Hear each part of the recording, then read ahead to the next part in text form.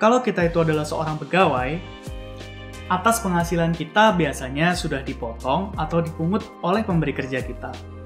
Jadi ketika kita itu melaporkan SPT, ya kita tinggal melaporkan bukti potong yang menjadi bukti atas pemotongan pajak dari penghasilan yang kita terima. Lantas, gimana kalau misalnya kita itu adalah seorang freelancer atau pekerja bebas namanya ya?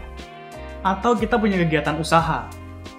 Atau ya misalnya kita adalah seorang pegawai yang punya side job juga, mungkin jualan di Tokopedia, jualan di online shop, atau menjadi desainer, copywriter, atau pekerjaan bebas lainnya. Bagaimana kewajiban perpajakan yang harus dipenuhi?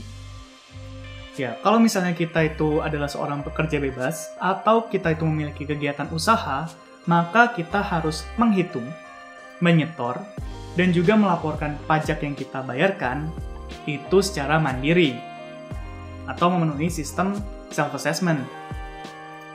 Nah, kemudian ada satu lagi nih persyaratan yang harus dipenuhi kalau misalnya kita itu melakukan pekerjaan bebas atau kegiatan usaha, yaitu melakukan pembukuan atau pencatatan. Nah loh, apa tuh pencatatan? Dan gimana sih cara kita itu melakukan pencatatan? Apa bedanya pencatatan dengan pembukuan? Orang seperti apa yang boleh melakukan pencatatan, dan orang seperti apa yang harus melakukan pembukuan? Ada apa dengan pajak?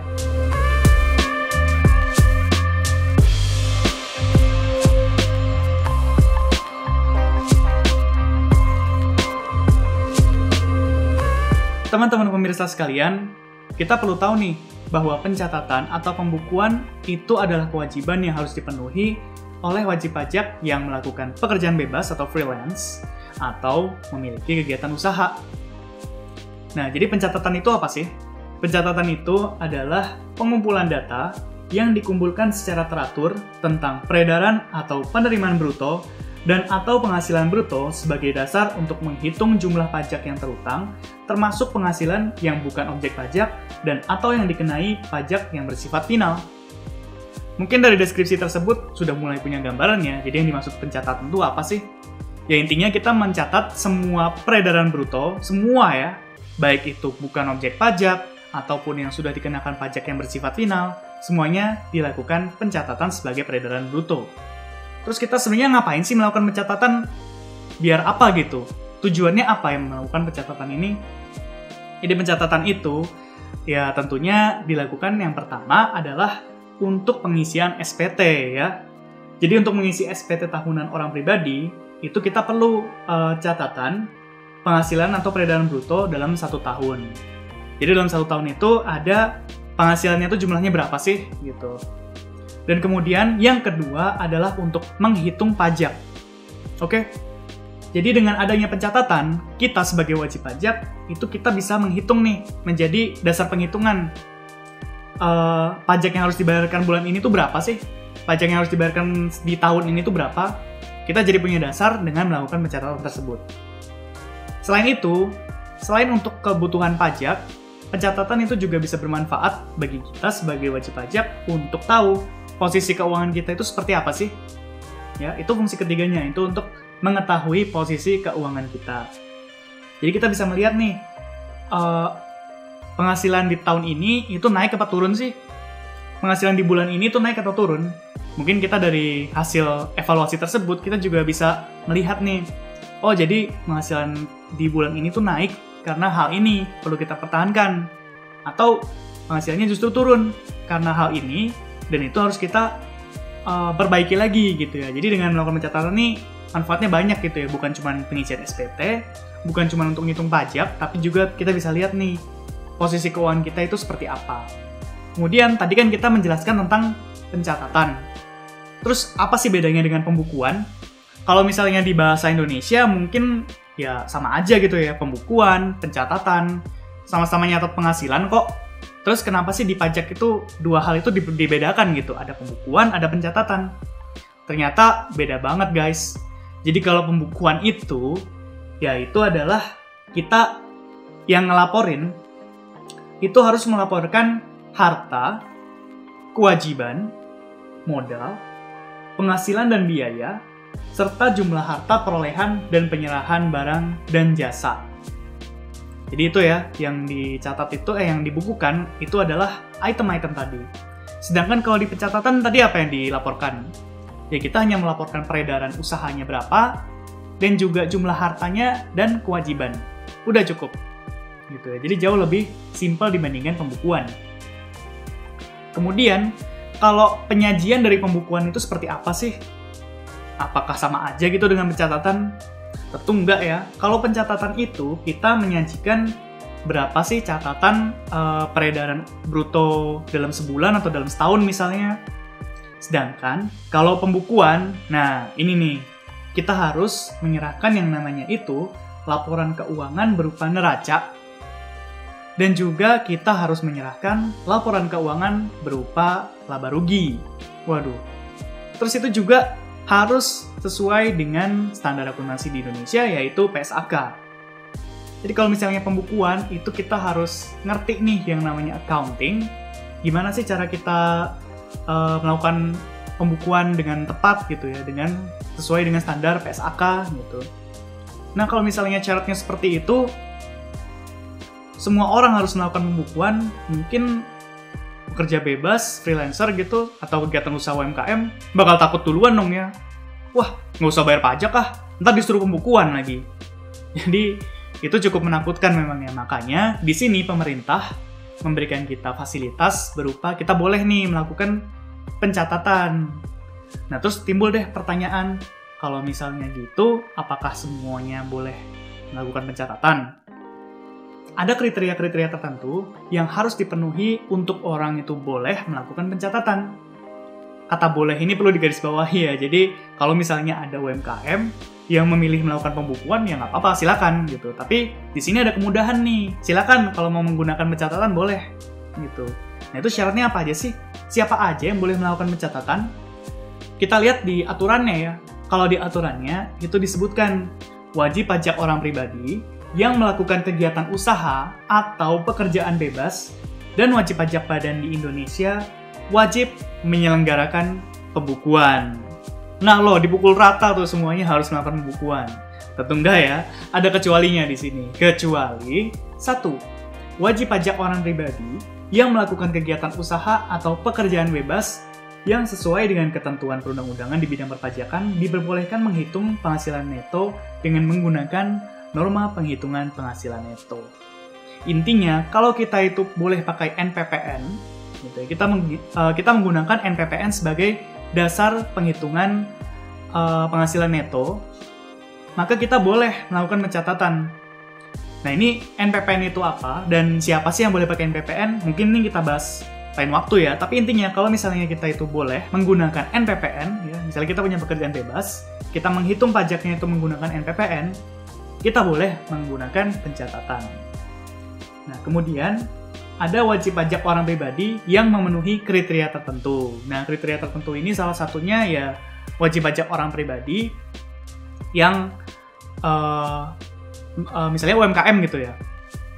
UMKM yang penghasilan peredaran brutonya itu di bawah 4,8 miliar selama setahun gitu. Jadi kalau misalnya UMKM punya penghasilan peredaran bruto itu di bawah 4,8 miliar selama setahun, maka dia boleh melakukan pencatatan. Jadi teman-teman semua sudah memenuhi belum kriteria tersebut? Kalau misalnya sudah, ya alhamdulillah gitu ya, kita boleh melakukan pencatatan. Nih, pencatatan ini bentuknya seperti apa sih? Rupanya itu kayak gimana? Itu kita bisa lihat di per 04 PJ 2009. Di situ ada contoh gimana sih kita melakukan pencatatan. Nah, di sini ada 4 kolom ya. Nah, kolom pertama ini diisi tanggal, yaitu tanggal penerimaan peredaran dan atau penerimaan bruto dan atau penghasilan bruto. Ya. Kapan lah gitu, tanggal berapa kita dapat penerimaan bruto tersebut. Kolom 2 itu uraian. Yaitu kita menjelaskan nih sumber jenis penghasilannya itu apa.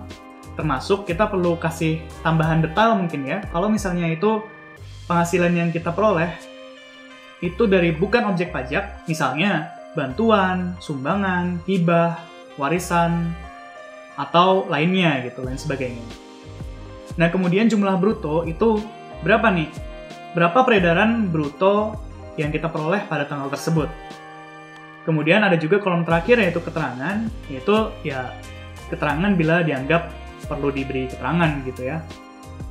Oke, jadi asumsikan kita itu sudah qualify untuk boleh melakukan pencatatan dan juga kita udah ngerti nih formatnya kayak gimana.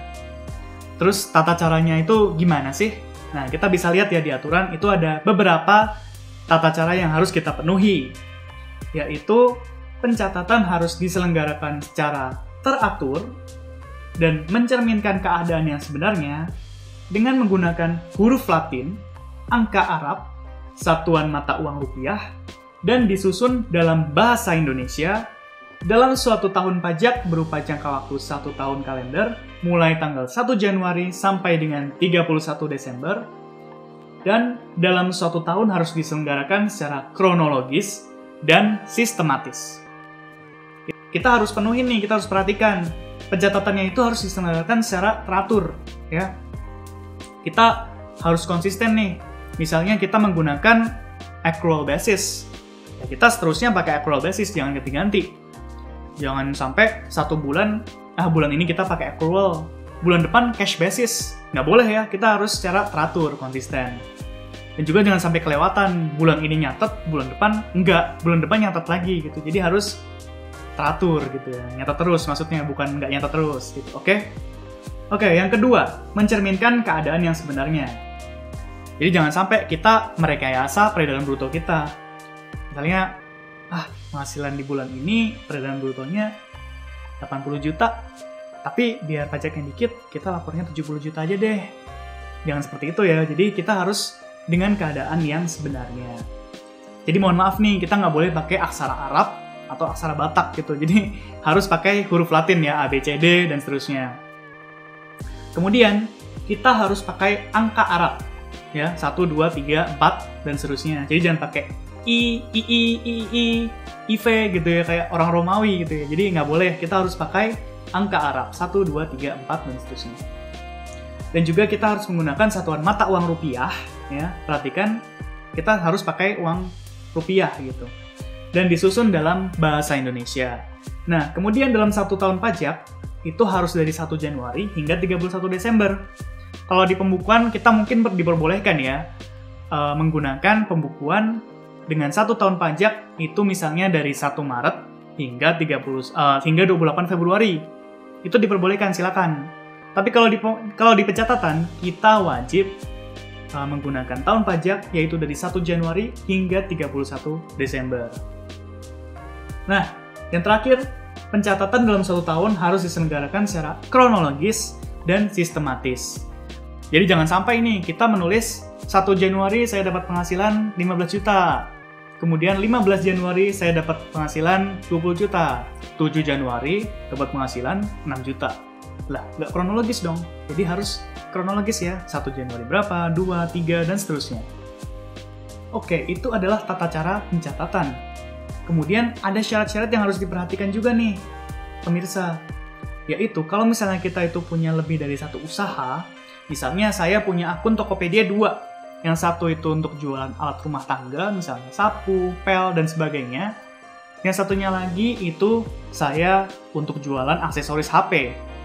Maka kita harus jelas nih, untuk pencatatan peredaran usahanya, itu adalah untuk pencatatan yang mana? Apakah toko tadi untuk alat rumah tangga, atau toko yang aksesori HP, gitu. Jadi harus jelas ya pencatatannya.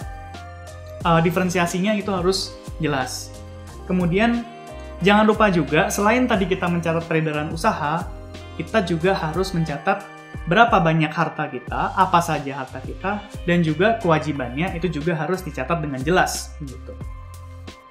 Kemudian, ada juga satu hal yang perlu diperhatikan, yaitu pencatatan harus disimpan selama 10 tahun.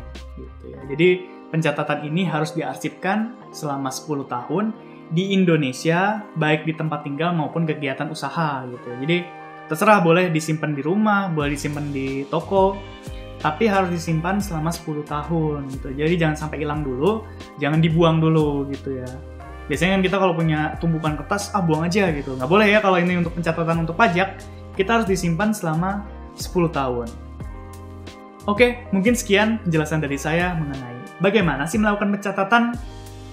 Semoga bermanfaat bagi kalian, dan juga jangan lupa untuk klik like dan subscribe, dan juga klik tombol lonceng untuk tahu bahwa kita telah merilis video-video baru berikutnya di channel YouTube DDTC Indonesia. Terima kasih sudah menyaksikan, sampai jumpa di episode berikutnya.